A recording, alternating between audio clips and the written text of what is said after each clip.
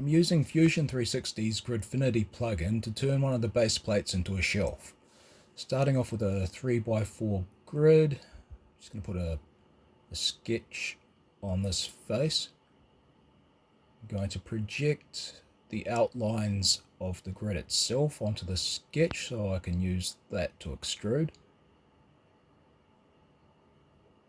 I want to extrude this out 1.5 mil. Now I just want to chamfer these edges off so it's in line with the chamfer that already exists on the base plate. There we go. That's going to form the 45 degree that sits on the 3D printer's print bed. So I can print this thing at a 45 degree angle.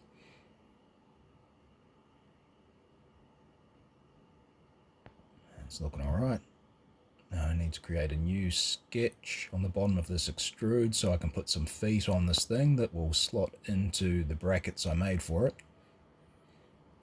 It's adding in the center line. I want these feet to be 75mm centers either side of this thing to line up with the wall I'm putting it on. And the feet themselves are going to be 5mm wide.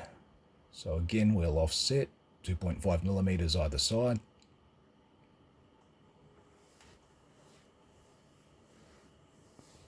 Just cap off the ends.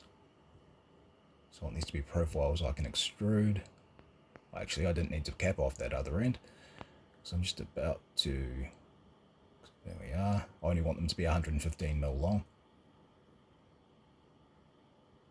No matter, I'll trim that off in a moment.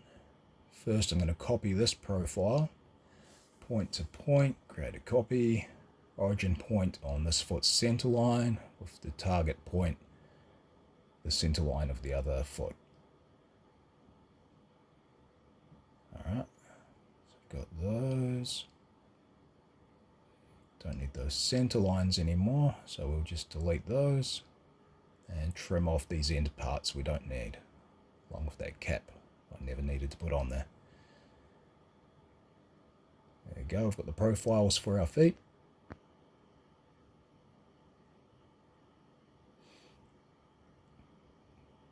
Extrude those out 5mm. Yep, the extrude's going in the right direction. Add a chamfer to the front of these, so they are in line with that existing chamfer. Again, that's going to be the 45 degree face that sits on the 3D printer's print bed. Looking alright. Just need to chamfer off the sides of these feet so they slide into the brackets nice and easy.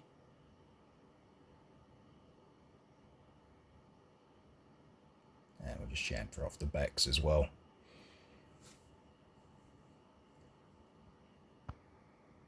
There it is. Quick, easy, simple. That Gridfinity base plate is now a shelf.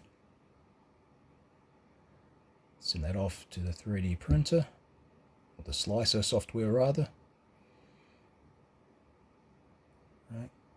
Got to lay on face, got to find that 45 degree face we designed into it. There we go. That's sitting how we intended. Now we're going to want to paint some supports on the underside of these feet. Just use the fill command and only select the bottom face of these feet. Now that's where our tree supports will go. Just got to remember to turn off the auto brim. I don't want that on there. Tree supports on. Just prefer these settings to be concentric. Probably doesn't matter too much on this print. And we'll change these line widths to 0.8. There we go. Tree supports where we want them. It's looking as it should.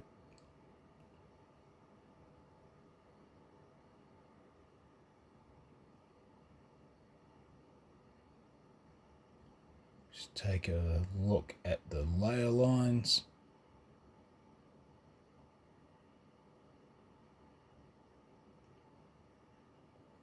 Okay. Yep, that should be good. Alright, let's get this printed.